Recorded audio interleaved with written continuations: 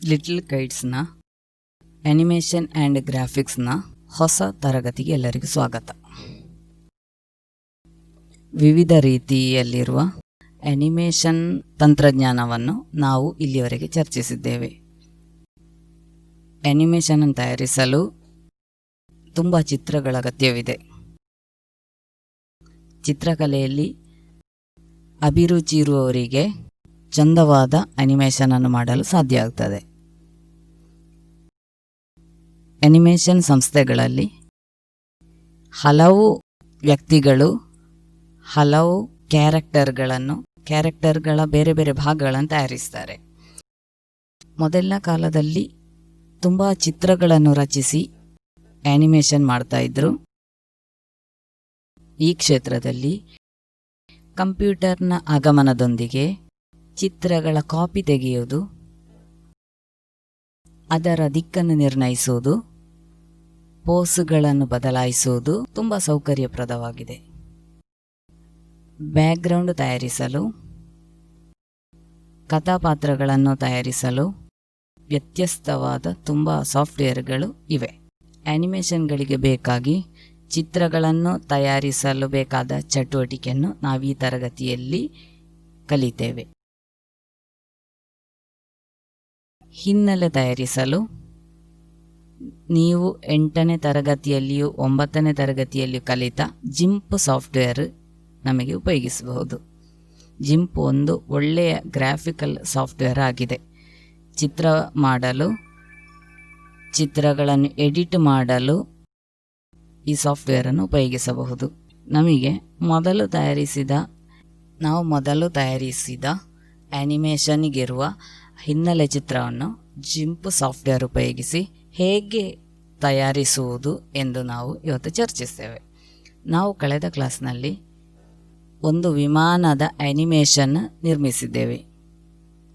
ಇದರಲ್ಲಿ ಹಿನ್ನೆಲೆ ನಿರ್ಮಿಸಿದ್ದು GIMP software ಉಪಯೋಗಿಸಿ. ಆ ರೀತಿಯಲ್ಲಿರುವ ಒಂದು ಬ್ಯಾಕ್ಗ್ರೌಂಡ್ ಅಥವಾ ಹಿನ್ನೆಲೆಯನ್ನು ನಿರ್ಮಿಸುವುದು ನಾವು ಇಲ್ಲಿ ಚರ್ಚಿಸ್ತೇವೆ. ಜಿಂಪ್ ಸಾಫ್ಟ್ವೇರ್ನ ಇಂಟರ್ಫೇಸನ್ನು ನಾವು ಪರಿಚಯಿಸಿಕೊಳ್ಳುವ. Applications, graphics, GNU image manipulation program ಎಂಬ ರೀತಿಯಲ್ಲಿ ಕ್ಲಿಕ್ ಮಾಡಿ ಜಿಂಪ್ ಸಾಫ್ಟ್ವೇರನ್ನು ತೆರೆಯಬಹುದು. ಜಿಂಪ್ ಸಾಫ್ಟ್ವೇರ್ನ ಇಂಟರ್ಫೇಸ್ ನೋಡ್ತಾ ಇದ್ದೀರಿ. Main window, tool window, layer window ಎಂಬ ರೀತಿಯಲ್ಲಿ ಇಲ್ಲಿ ಡಿಸ್ಪ್ಲೇ ಆಗಿದೆ. ನಮಗೆ ಒಂದು ಹೊಸ ಕ್ಯಾನ್ವಾಸ್ ಕ್ರಿಯೇಟ್ ಮಾಡಲು ಫೈಲ್ ಮೆನುವಿನಲ್ಲಿ ನ್ಯೂ ಕ್ಲಿಕ್ ಮಾಡಿ. ಇಲ್ಲಿ ಟೆಂಪ್ಲೇಟ್ ಆಪ್ಷನ್ನಲ್ಲಿ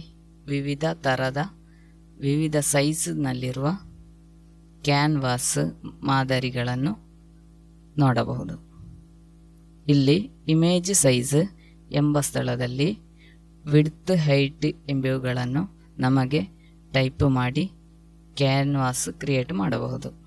2P ಟ್ಯೂಬ್ ಡೆಸ್ಕ್ ಸಾಫ್ಟ್ವೇರ್ನ ಕ್ಯಾನ್ವಾಸಿನ ಅದೇ ಸೈಜಿನಲ್ಲಿರುವ ಕ್ಯಾನ್ವಾಸ್ ತಯಾರಿಸುವುದು ಒಳ್ಳೆಯದು. ವಿಡ್ತ್ 720 ಪಿಕ್ಸೆಲ್, ಹೈಟ್ 480 ಪಿಕ್ಸೆಲ್ ಸೈಜ್ನಲ್ಲಿ ನಾವು ಕ್ಯಾನ್ವಾಸ್ ತಯಾರಿಸ್ತೇವೆ. ಇಷ್ಟು ಟೈಪ್ ಮಾಡಿದ ನಂತರ ಓಕೆ ಕ್ಲಿಕ್ ಮಾಡಿ. ಈಗ ಕ್ಯಾನ್ವಾಸ್ ಇಲ್ಲಿ ತಯಾರಾಯಿತು. ಬ್ಯಾಕ್ಗ್ರೌಂಡ್ ತಯಾರಿಸಲು ಇಲ್ಲಿ ಸ್ವಲ್ಪ ಭಾಗ ಆಕಾಶದ ಬಣ್ಣ ಕೊಡಬೇಕು. ಇದಕ್ಕಾಗಿ ಟೂಲ್ ವಿಂಡೋನ ರೆಕ್ಟ್ಯಾಂಗಲ್ ಟೂಲ್ ಸೆಲೆಕ್ಟ್ ಮಾಡಿ ಕ್ಯಾನ್ವಾಸ್ನಲ್ಲಿ ಕ್ಲಿಕ್ ಮಾಡಿ ಡ್ರ್ಯಾಗ್ ಮಾಡಿ ಸೆಲೆಕ್ಟ್ ಮಾಡಿ. ಇದರಲ್ಲಿ ಬ್ಲೆಂಡ್ ಟೂಲ್ ಉಪಯೋಗಿಸಿ 2 ಬಣ್ಣಗಳಲ್ಲಾಗಿ ಬಣ್ಣ ಕೊಡಬಹುದು. ಕಲರ್ ಪ್ಯಾಲೆಟ್ನಲ್ಲಿ ಬಣ್ಣ ಬದಲಾಯಿಸಲು ಪ್ಯಾಲೆಟ್ನಲ್ಲಿ ಕ್ಲಿಕ್ ಮಾಡಿ ತೆರೆದು ಬರುವ ವಿಂಡೋದಲ್ಲಿ ಅಗತ್ಯವಾದ ಬಣ್ಣ ಸೆಲೆಕ್ಟ್ ಮಾಡಿ ಓಕೆ ಕ್ಲಿಕ್ ಮಾಡಿ. ಕ್ಯಾನ್ವಾಸ್ನಲ್ಲಿ ಸೆಲೆಕ್ಟ್ ಮಾಡಿದ ಭಾಗದಲ್ಲಿ ಬ್ಲೆಂಡ್ ಟೂಲ್ ಉಪಯೋಗಿಸಿ ಕ್ಲಿಕ್ ಮಾಡಿ ಡ್ರ್ಯಾಗ್ ಮಾಡಿ ಬಣ್ಣ ಪೂರ್ತಿಗೊಳಿಸಿ. ಈಗ ಬ್ಲೆಂಡ್ ಟೂಲ್ ಉಪಯೋಗಿಸಿ ಬಣ್ಣ ಕೊಟ್ಟದ್ದು ನಮಗೆ ಕಾಣ್ತದೆ. ಸೆಲೆಕ್ಷನ್ ಇಲ್ಲದಂತೆ ಮಾಡಲು ಸೆಲೆಕ್ಟ್ ಮೆನುವಿನಲ್ಲಿ ನನ್ನ ಕ್ಲಿಕ್ ಮಾಡಿ. ಬ್ಯಾಕ್ಗ್ರೌಂಡ್ ಚಿತ್ರ ತಯಾರಿಸುವಾಗ ಕೆಳಭಾಗದಲ್ಲಿ ಸ್ವಲ್ಪ ಗಿಡಗಳನ್ನು ಮರಗಳನ್ನು ತೋರಿಸಬೇಕಾಗಿ ಬರ್ತದೆ. ಬ್ರಷ್ ಟೂಲ್ ಸೆಲೆಕ್ಟ್ ಮಾಡಿದ ನಂತರ ಕಲರ್ ಪ್ಯಾಲೆಟ್ನಲ್ಲಿ ಹಸಿರು ಬಣ್ಣ ಸೆಲೆಕ್ಟ್ ಮಾಡಿ ಕ್ಯಾನ್ವಾಸ್ನಲ್ಲಿ ಒಂದು ಬದಿಯಲ್ಲಿ ಕ್ಲಿಕ್ ಮಾಡಿ ಶಿಫ್ಟ್ ಕೀ ಪ್ರೆಸ್ ಮಾಡಿದ ನಂತರ ಮುಂದಿನ ಬದಿಯವರೆಗೆ ಕ್ಲಿಕ್ ಮಾಡಿ ಒಂದು ಗೆರೆ ಕ್ರಿಯೇಟ್ ಮಾಡಬೇಕು. ಬ್ರಷ್ ಟೂಲ್ನ ಸೈಜ್ ಸ್ವಲ್ಪ ಹೆಚ್ಚು ಮಾಡಿದ ನಂತರ ಗಿಡಗಳ ಮಾದರಿ ಪೈಂಟ್ ಮಾಡಬೇಕು. ಇದೇ ರೀತಿಯಾಗಿ ಕಲರ್ ಮಾಡಿ ಇಲ್ಲಿ ಕಲರ್ ಫಿಲ್ ಮಾಡಬೇಕು.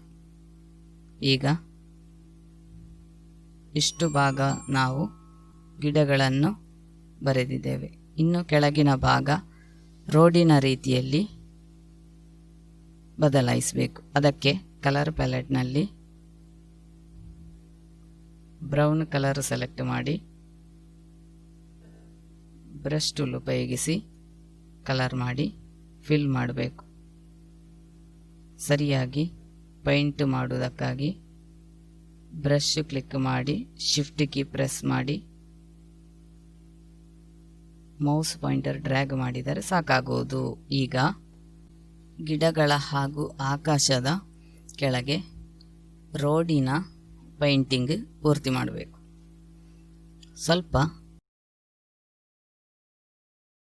ಇನ್ನು ಸ್ವಲ್ಪ ಚಂದ ಮಾಡುವುದಕ್ಕಾಗಿ ಬ್ರಷ್ ಟೂಲ್ ಉಪಯೋಗಿಸಿ ಡಾರ್ಕ್ ಮಾಡಬೇಕು, ಶೇಡ್ ಮಾಡಬೇಕು.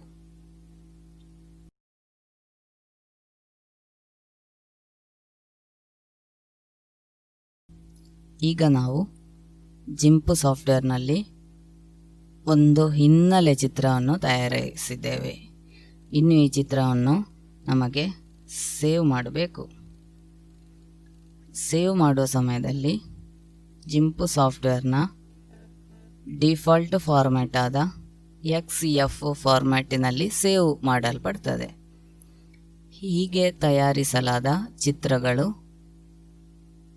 2P ಸಾಫ್ಟ್ವೇರ್ನಲ್ಲಿ ಇಂಪೋರ್ಟ್ ಮಾಡಲು ಸಾಧ್ಯ ಇಲ್ಲ. ಅದಕ್ಕಾಗಿ ನಮಗೆ ಈ ಚಿತ್ರವನ್ನು ಕಾಮನ್ ಇಮೇಜ್ ಫಾರ್ಮ್ಯಾಟ್ ಆಗಿ ಎಕ್ಸ್ಪೋರ್ಟ್ ಮಾಡಬೇಕು. ಎಕ್ಸ್ಪೋರ್ಟ್ ಆ್ಯಸ್ ಕ್ಲಿಕ್ ಮಾಡಿ PNG ಫಾರ್ಮ್ಯಾಟಿಗೆ ಎಕ್ಸ್ಪೋರ್ಟ್ ಮಾಡಬೇಕು. ಈ ಚಟುವಟಿಕೆ ನಮಗೆ ಒಮ್ಮೆ ಪರಿಚಯಿಸುವ. ಚಿತ್ರವನ್ನು ಮೊದಲಾಗಿ ಪ್ರಾಜೆಕ್ಟ್ ಫೈಲ್ ಆಗಿ ಸೇವ್ ಮಾಡೋದು. ಫೈಲ್ ಸೇವ್ ಕ್ಲಿಕ್ ಮಾಡ್ತೇವೆ. BG ಎಂದು ಹೆಸರು ಕೊಟ್ಟು ಸೇವ್ ಕ್ಲಿಕ್ ಮಾಡ್ತೇವೆ. ಈಗ ನಾವು ಎಕ್ಸ್ಪೋರ್ಟ್ ಮಾಡಬೇಕು. ಫೈಲ್ ಎಕ್ಸ್ಪೋರ್ಟ್ ಆ್ಯಸ್ ಕ್ಲಿಕ್ ಮಾಡಿ BG ಎಂಬ ಹೆಸರು ಕೊಡಿ. .png ಎಕ್ಸ್ಟೆನ್ಷನ್ ಟೈಪ್ ಮಾಡಿ ಎಕ್ಸ್ಪೋರ್ಟ್ ಕ್ಲಿಕ್ ಮಾಡಿ. ಈಗ ಬಂದ ವಿಂಡೋದಲ್ಲಿ ಎಕ್ಸ್ಪೋರ್ಟ್ ಕ್ಲಿಕ್ ಮಾಡಿ. ಈಗ ನಾವು ಬ್ಯಾಕ್ಗ್ರೌಂಡ್ ಚಿತ್ರ .png ಫಾರ್ಮ್ಯಾಟ್ನಲ್ಲಿ ಎಕ್ಸ್ಪೋರ್ಟ್ ಮಾಡಿದ್ದೇವೆ. ಜಿಂಪ್ ಸಾಫ್ಟ್ವೇರ್ನಲ್ಲಿ ಹಿನ್ನೆಲೆ ಚಿತ್ರವನ್ನು ನಿರ್ಮಿಸುವ ಚಟುವಟಿಕೆಯನ್ನು ನಾವು ಈಗ ಚರ್ಚಿಸಿದ್ದೇವೆ. ಇದೇ ರೀತಿಯಲ್ಲಿ ನೀವು ಆನಿಮೇಷನ್ ಅಗತ್ಯವಾದ ಹಿನ್ನೆಲೆ ಚಿತ್ರವನ್ನು ಜಿಂಪ್ ಸಾಫ್ಟ್ವೇರ್ ಉಪಯೋಗಿಸಿ ತಯಾರಿಸಿ. ಹಿನ್ನೆಲೆ ಚಿತ್ರವನ್ನು ತಯಾರಿಸಲು ಜಿಂಪ್ ಸಾಫ್ಟ್ವೇರ್ ಸೌಕರ್ಯಪ್ರದವಾಗಿದೆ. ಇತರ ಕಥಾಪಾತ್ರ ಚಿತ್ರೀಕರಣಕ್ಕಾಗಿ ನಮ್ಮ ಕಂಪ್ಯೂಟರ್ನಲ್ಲಿರುವ ಇಂಕ್ಸ್ಕೇಪ್ ಸಾಫ್ಟ್ವೇರ್ನ ಹಾಗೆ ಇರುವಂಥ ಸಾಫ್ಟ್ವೇರ್ಗಳು ಅಗತ್ಯವಾಗಿದೆ. ಕಥಾಪಾತ್ರಗಳನ್ನು ವಿವಿಧ ಪಾರ್ಟ್ಗಳಾಗಿ ಚಿತ್ರಿಸಿ ಎಕ್ಸ್ಪೋರ್ಟ್ ಮಾಡಿ ನಮಗೆ ಬೇರೆ ಬೇರೆ ಅನಿಮೇಷನ್ ಚಟುವಟಿಕೆಗಳಿಗಾಗಿ ಉಪಯೋಗಿಸಬಹುದು.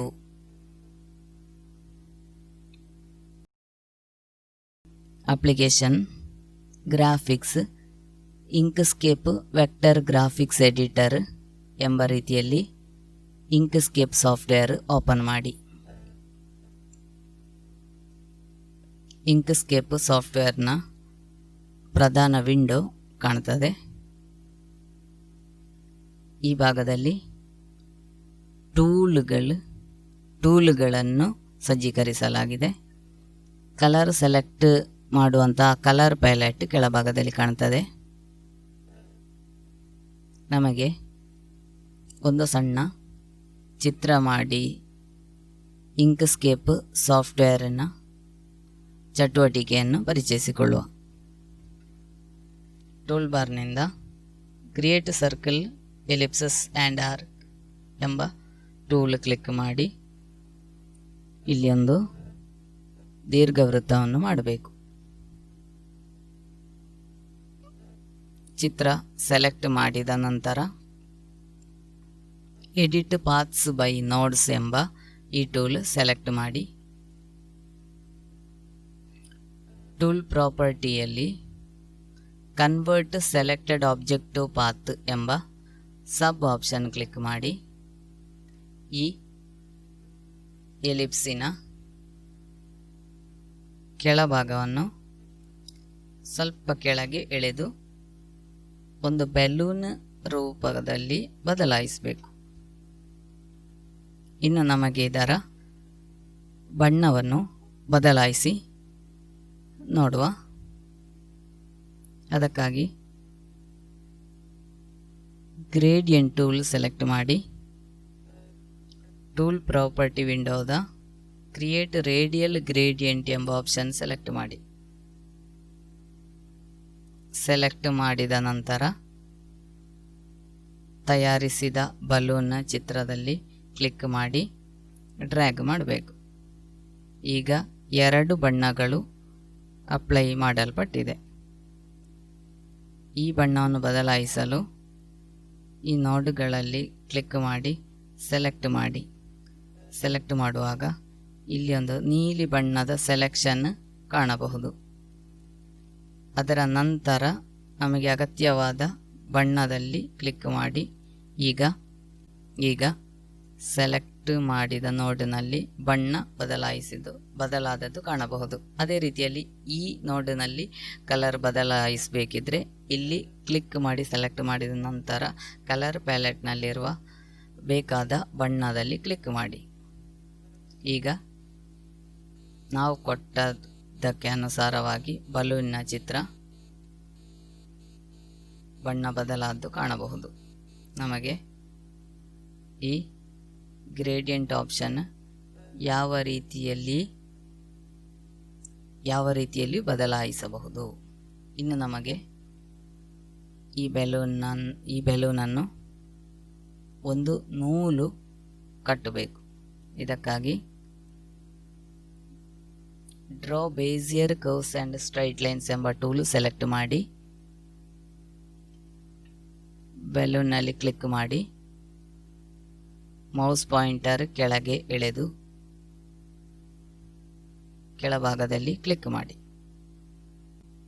ಸೆಲೆಕ್ಷನ್ ಇಲ್ಲದಂತೆ ಮಾಡಲು ರೈಟ್ ಕ್ಲಿಕ್ ಮಾಡಿ. ಈಗ ಒಂದು ಲೈನ್ ಕ್ರಿಯೇಟ್ ಆಗಿದೆ. ಲೈನ್ ವಿಡ್ತ್ ಹೆಚ್ಚಿಸಲು ಸೆಲೆಕ್ಷನ್ ಟೂಲ್ ಉಪಯೋಗಿಸಿ ಈ ಗೆರೆಯಲ್ಲಿ ಕ್ಲಿಕ್ ಮಾಡಿ ಆಬ್ಜೆಕ್ಟ್ ಫಿಲ್ ಆ್ಯಂಡ್ ಸ್ಟ್ರೋಕ್ ಎಂಬ ವಿಂಡೋದಲ್ಲಿ ಕ್ಲಿಕ್ ಮಾಡಿ ಸ್ಟ್ರೋಕ್ ಸ್ಟೈಲ್ ಎಂಬಲ್ಲಿ ವಿಡ್ತ್ ಸ್ವಲ್ಪ ಹೆಚ್ಚಿಸಬೇಕು. ಸ್ಟ್ರೋಕ್ನ ಫಿಲ್ ಕಲರ್ ಈ ಭಾಗದಲ್ಲಿ ಕ್ಲಿಕ್ ಮಾಡಿ ನೋ ಪೇಂಟ್ ಎಂಬ ಆಪ್ಷನ್ ಕ್ಲಿಕ್ ಮಾಡಬೇಕು. ಈಗ ನೇರವಾಗಿ ನಿಂತಿರುವ ಈ ನೂಲನ್ನು ನಮಗೆ ಎಡಿಟ್ ಪಾತ್ಸ್ ಬೈ ನೋಡ್ಸ್ ಎಂಬ ಟೂಲ್ ಉಪಯೋಗಿಸಿ ಕ್ಲಿಕ್ ಮಾಡಿ ಡ್ರ್ಯಾಗ್ ಮಾಡಿ ರೂಪಾಂತರ ಮಾಡಬಹುದು. ಈ ರೀತಿಯಲ್ಲಿ ಇದರ ಸ್ವಲ್ಪ ಬೆಂಡ್ ಮಾಡಿ, ಇದನ್ನು ಸ್ವಲ್ಪ ಬೆಂಡ್ ಮಾಡಿ ಒಂದು ನೂಲಿನ ಆಕಾರಕ್ಕೆ ತರಬಹುದು. ಇನ್ನು ನಮಗೆ ಈ ಎರಡು ಆಬ್ಜೆಕ್ಟ್ಗಳನ್ನು ಸೆಲೆಕ್ಟ್ ಮಾಡಿ ಎಡಿಟ್ ಮೆನುವಿನಲ್ಲಿ ಡ್ಯೂಪ್ಲಿಕೇಟ್ ಕ್ಲಿಕ್ ಮಾಡಿ. ಈಗ ಇದರ ಇನ್ನೊಂದು ಡ್ಯೂಪ್ಲಿಕೇಟ್ ನಮಗೆ ಸಿಕ್ಕಿತು. ಇನ್ನು ನಮಗೆ ಇದರ ಬಣ್ಣವನ್ನು ಬದಲಾಯಿಸಬೇಕು. ಬಲೂನ್ನ ಚಿತ್ರದಲ್ಲಿ ಕ್ಲಿಕ್ ಮಾಡಿ ಗ್ರೇಡಿಯಂಟ್ ಟೂಲ್ ಸೆಲೆಕ್ಟ್ ಮಾಡ್ತೇವೆ. ನೋಡ್ ಸೆಲೆಕ್ಟ್ ಮಾಡಿದ ನಂತರ ಇನ್ನೊಂದು ಬಣ್ಣ ಕ್ಲಿಕ್ ಮಾಡ್ತೇವೆ. ಅದೇ ರೀತಿಯಾಗಿ ಇಲ್ಲಿ ನೋಡ್ನಲ್ಲಿ ಕ್ಲಿಕ್ ಮಾಡಿ ಇನ್ನೊಂದು ಬಣ್ಣ ಕ್ಲಿಕ್ ಮಾಡ್ತೇವೆ. ಈಗ ಎರಡು ಬಣ್ಣದಲ್ಲಿರುವ ಬಲೂನ್ ನಮಗೆ ಸಿಕ್ಕಿತು. ಇದೇ ರೀತಿಯಲ್ಲಿ ಇನ್ನೂ ಕೂಡ ಕಾಪಿ ತೆಗೆದು ಬಣ್ಣ ಬದಲಾಯಿಸಿ ಇಲ್ಲಿ ಸೇರಿಸಬಹುದು. ಈಗ ನಾವು ಇಂಕ್ಸ್ಕೇಪ್ ಸಾಫ್ಟ್ವೇರ್ನಲ್ಲಿ ಒಂದು ಬಲೂನ್ನ ಚಿತ್ರ ತಯಾರಿಸಿದ್ದೇವೆ.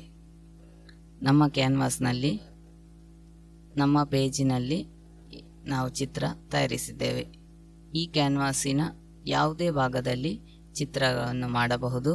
ಸೇವ್ ಮಾಡುವ ಸಮಯದಲ್ಲಿ ಅದು ಪೇಜಿಗೆ ತಂದ ನಂತರ ಸೇವ್ ಮಾಡುವುದು ಒಳ್ಳೆಯದು.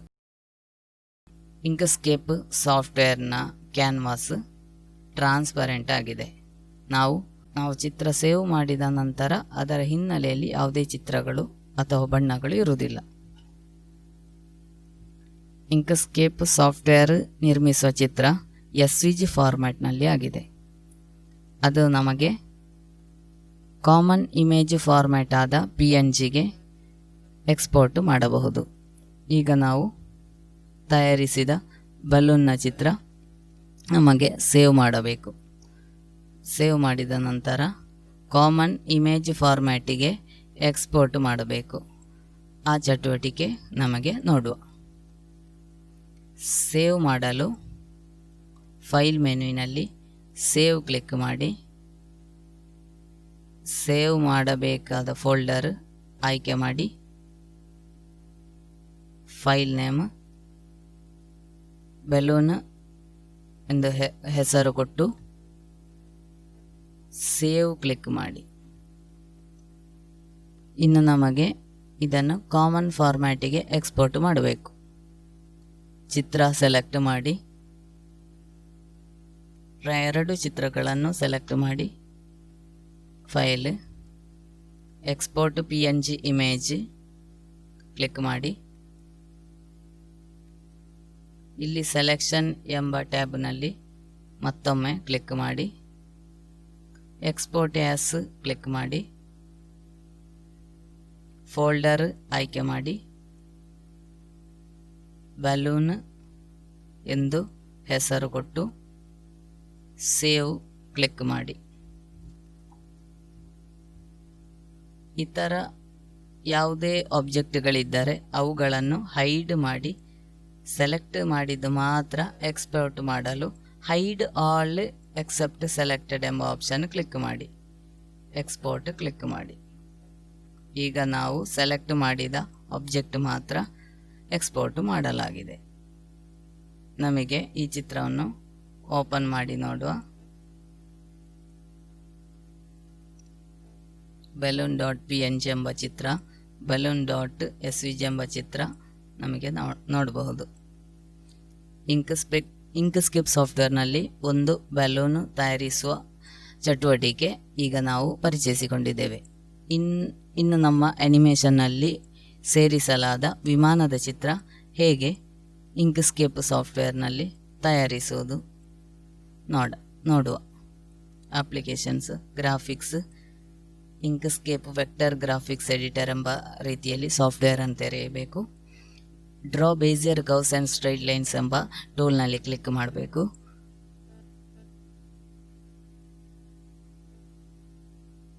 ಒಂದು ಪಾಯಿಂಟಿನಿಂದ ಕ್ಲಿಕ್ ಮಾಡಿ ಮೌಸ್ ಪಾಯಿಂಟರ್ ಡ್ರ್ಯಾಗ್ ಮಾಡಿ ವಿಮಾನದ ಸರಾಸರಿ ರೂಪವನ್ನು ಇದೇ ರೀತಿಯಾಗಿ ತಯಾರಿಸಬೇಕು. ಇನ್ನು ನಮಗೆ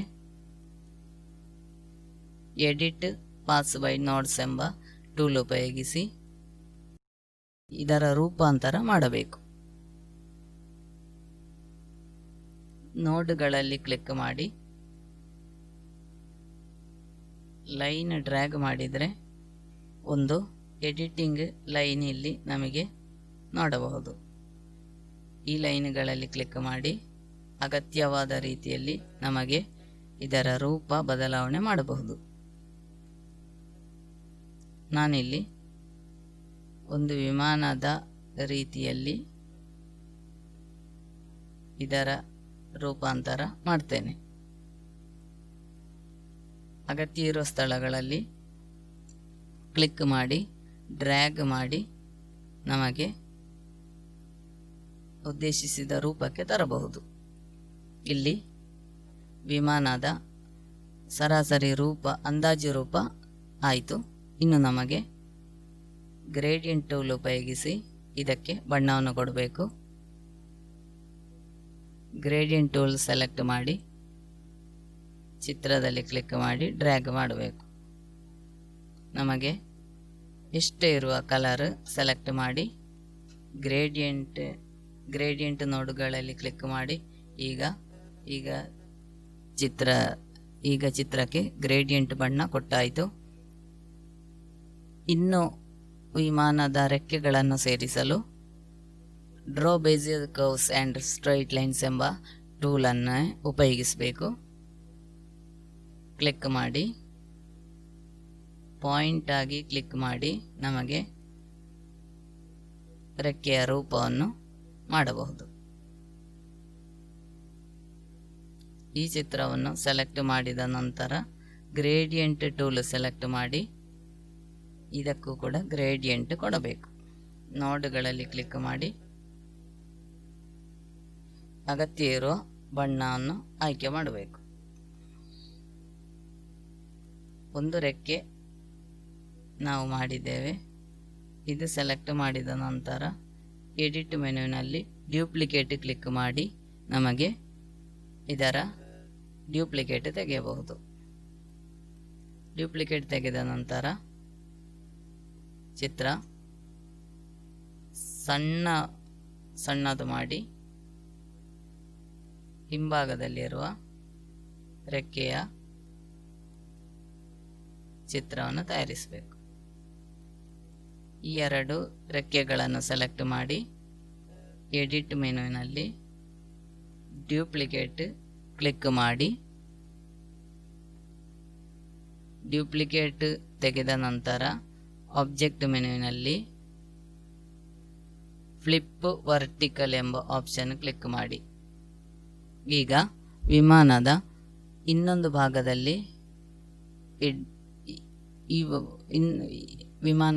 ಭಾಗದಲ್ಲಿ ಇಡಬೇಕಾದ ರೆಕ್ಕೆ ನಮಗೆ ಸಿಕ್ಕಿತು.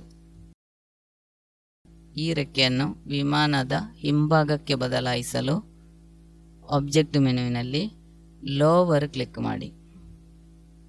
ಅದೇ ರೀತಿಯಾಗಿ ಈ ರೆಕ್ಕೆಯ ಸ್ಥಾನಕ್ಕೆ ತಲುಪಿಸಿದ ನಂತರ ಆಬ್ಜೆಕ್ಟ್ ಮೆನುವಿನಲ್ಲಿ ಲೋವರ್ ಕ್ಲಿಕ್ ಮಾಡಿ. ಈಗ ವಿಮಾನದ ಚಿತ್ರ ಸಾಮಾನ್ಯ ಪೂರ್ತಿಯಾಯಿತು. ನಮಗೆ ಚಂದ ಮಾಡಲು ಕ್ರಿಯೇಟ್ ರೆಕ್ಟ್ಯಾಂಗಲ್ಸ್ ಆ್ಯಂಡ್ ಸ್ಕ್ವೇರ್ಸ್ ಎಂಬ ಟೂಲ್ ಸೆಲೆಕ್ಟ್ ಮಾಡಿ ಗ್ಲಾಸಿನ ಚಿತ್ರವನ್ನು ಇಲ್ಲಿ ಸೇರಿಸಿ ಇನ್ನೂ ಚಂದ ಮಾಡಬಹುದು. ಇದರ 2-3 ಡ್ಯೂಪ್ಲಿಕೇಟ್ ತೆಗೆದ ನಂತರ ಇಲ್ಲಿ ಕ್ರಮೀಕರಿಸಿ ಇಡಬಹುದು. ಈಗ ತಯಾರಿಸಿದ ಈ ವಿಮಾನದ ಚಿತ್ರ ನಮಗೆ ಒಂದು ಸ್ಥಾನ ಬದಲಾವಣೆ ಮಾಡಿ ನೋಡುವ. ಈಗ ವಿಮಾನದ ಶರೀರ ಭಾಗ ಮಾತ್ರ ನಮಗೆ ಮೂವ್ ಮಾಡಲು ಸಾಧ್ಯ ಆಗ್ತದೆ. ಇದು ಪೂರ್ತಿಯಾಗಿ ಸ್ಥಾನ ಬದಲಾವಣೆ ಮಾಡಬೇಕಾದರೆ ನಮಗೆ ಇದನ್ನು ಗ್ರೂಪ್ ಮಾಡಬೇಕು. ಗ್ರೂಪ್ ಮಾಡಲು ಪೂರ್ತಿ ಚಿತ್ರವನ್ನು ಸೆಲೆಕ್ಟ್ ಮಾಡಿದ ನಂತರ ಆಬ್ಜೆಕ್ಟ್ ಮೆನುವಿನಲ್ಲಿ ಗ್ರೂಪ್ ಎಂದು ಕ್ಲಿಕ್ ಮಾಡಿ. ಈಗ ನಮಗೆ ಬೇಕಾದಂತೆ ಈ ವಿಮಾನದ ಚಿತ್ರವನ್ನು ಯಾವುದೇ ಭಾಗಕ್ಕೂ ಬದಲಾಯಿಸಬಹುದು. ಇಂಕ್ಸ್ಕೇಪ್ ಸಾಫ್ಟ್ವೇರ್ನಲ್ಲಿ ಒಂದು ವಿಮಾನದ ಚಿತ್ರವನ್ನು ತಯಾರಿಸಿ ಅದನ್ನು ಗ್ರೂಪ್ ಮಾಡಿ ಸೇವ್ ಮಾಡುವ ಚಟುವಟಿಕೆಯನ್ನು ನಾವೀಗ ಪರಿಚಯಿಸಿಕೊಂಡಿದ್ದೇವೆ. ಇದೇ ರೀತಿಯಾಗಿ ಆನಿಮೇಷನ್ಗೆ ಅಗತ್ಯವಾದ ಕಥಾಪಾತ್ರಗಳನ್ನು ನಿರ್ಮಿಸಲು ನಮಗೆ ಇದರಲ್ಲಿ ಸೌಕರ್ಯ ಇದೆ. ಒಂದು ಪಕ್ಷಿಯ ಚಿತ್ರವನ್ನು, ಪಕ್ಷಿಯ ಶರೀರ, ರೆಕ್ಕೆಗಳು ಬೇರೆ ಬೇರೆಯಾಗಿ ಎಕ್ಸ್ಪೋರ್ಟ್ ಮಾಡಿ ನಮಗೆ ಆನಿಮೇಷನ್ಗೆ ಬೇಕಾಗಿ ಕಥಾಪಾತ್ರಗಳನ್ನು ನಿರ್ಮಿಸಬಹುದು. ಚಿತ್ರ ಪೂರ್ತಿಯಾಗಿ ಸೆಲೆಕ್ಟ್ ಮಾಡಿ ಫೈಲ್ ಮೆನುವಿನಲ್ಲಿ ಎಕ್ಸ್ಪೋರ್ಟ್ PNG ಇಮೇಜ್ ಕ್ಲಿಕ್ ಮಾಡಿ ಎಕ್ಸ್ಪೋರ್ಟ್ ಆ್ಯಸ್ ಕ್ಲಿಕ್ ಮಾಡಿ ನಮ್ಮ ಫೋಲ್ಡರ್ ಆಯ್ಕೆ ಮಾಡಿ ಚಿತ್ರಕ್ಕೆ ಹೆಸರು ಕೊಟ್ಟು ಸೇವ್ ಮಾಡಿ ಎಕ್ಸ್ಪೋರ್ಟ್ ಕ್ಲಿಕ್ ಮಾಡಿ. ಈಗ ನಾವು ವಿಮಾನದ ಚಿತ್ರವನ್ನು PNG ಫಾರ್ಮ್ಯಾಟಿಗೆ ಎಕ್ಸ್ಪೋರ್ಟ್ ಮಾಡಿದ್ದೇವೆ. ಜಿಂಪ್ ಸಾಫ್ಟ್ವೇರ್ ಉಪಯೋಗಿಸಿ ಹಿನ್ನೆಲೆ ಚಿತ್ರವನ್ನು ನಿರ್ಮಿಸಿ ಸೇವ್ ಮಾಡೋದು, ಎಕ್ಸ್ಪೋರ್ಟ್ ಮಾಡೋದು. ಇಂಕ್ಸ್ಕೇಪ್ ಸಾಫ್ಟ್ವೇರ್ ಉಪಯೋಗಿಸಿ ಕಥಾಪಾತ್ರವನ್ನು ರಚಿಸುವುದು, ಅದೇ ರೀತಿಯಾಗಿ ಅದನ್ನು PNG ಫಾರ್ಮ್ಯಾಟಿಗೆ ಎಕ್ಸ್ಪೋರ್ಟ್ ಮಾಡುವುದನ್ನು ಈಗ ಪರಿಚಯಿಸಿಕೊಂಡಿದ್ದೇವೆ. ಇನ್ನು ನಮಗೆ ಆನಿಮೇಷನ್ನಿಗೆ ಅಗತ್ಯವಾದ ಚಿತ್ರಗಳನ್ನು ಈ ರೀತಿಯಾಗಿ ತಯಾರಿಸಬಹುದು. ಜಿಂಪ್ ಸಾಫ್ಟ್ವೇರ್ನಲ್ಲಿಯೋ ಇಂಕ್ಸ್ಕೇಪ್ ಸಾಫ್ಟ್ವೇರ್ನಲ್ಲಿಯೋ ಹೆಚ್ಚು ಚಟುವಟಿಕೆಗಳನ್ನು ಮಾಡಲು ಅನೇಕ ಟ್ಯುಟೋರಿಯಲ್ಗಳು ಇಂಟರ್ನೆಟ್ನಲ್ಲಿ ಲಭ್ಯ ಇದೆ. ನೀವು ಅವುಗಳನ್ನು ಉಪಯೋಗಿಸ್ತೀರಲ್ಲ. Little guides animation and graphics ಮಾಡ್ಯೂಲ್ನ ಎಲ್ಲ ಚಟುವಟಿಕೆಗಳನ್ನು ನಾವಿಲ್ಲಿ ಪರಿಚಯಿಸಿಕೊಂಡಿದ್ದೇವೆ. ಇದರ ಭಾಗವಾಗಿ ನೀವು ಪೂರ್ತಿ ಮಾಡಬೇಕಾದ ಅಸೈನ್ಮೆಂಟ್ ಯಾವುದೆಲ್ಲ, ಕೆಳಗೆ ಕೊಟ್ಟಿರುವ ಥೀಮ್ಗಳನ್ನು ಆಧಾರವಾಗಿರಿಸಿ ಆನಿಮೇಷನ್ ವಿಡಿಯೋಗಳನ್ನು ತಯಾರಿಸಿ. ಆಮೆಯು ಮೊಲವು, ಲಿಟಲ್ ಗೈಡ್ಸ್, ತಂಬಾಕು ವಿರುದ್ಧ ಪ್ರಚಾರ, ರಸ್ತೆ ಸುರಕ್ಷೆ. ಈ ಅಸೈನ್ಮೆಂಟ್ಗಳನ್ನು ಪೂರ್ತಿಗೊಳಿಸಲು ನಾವು ಪರಿಚಯಿಸಿದ ಸಾಫ್ಟ್ವೇರ್ಗಳನ್ನು ನಮಗೆ ಉಪಯೋಗಿಸಬಹುದು. ಇಲ್ಲಿಗೆ ಆನಿಮೇಷನ್ ಆ್ಯಂಡ್ ಗ್ರಾಫಿಕ್ಸ್ ಮಾಡ್ಯೂಲ್ ಇಲ್ಲಿಗೆ ಮುಕ್ತಾಯವಾಗ್ತದೆ. ಮತ್ತೊಂದು ಹೊಸ ಮಾಡ್ಯೂಲ್ನೊಂದಿಗೆ ಮುಂದಿನ ತರಗತಿಯಲ್ಲಿ ಭೇಟಿಯಾಗೋಣ.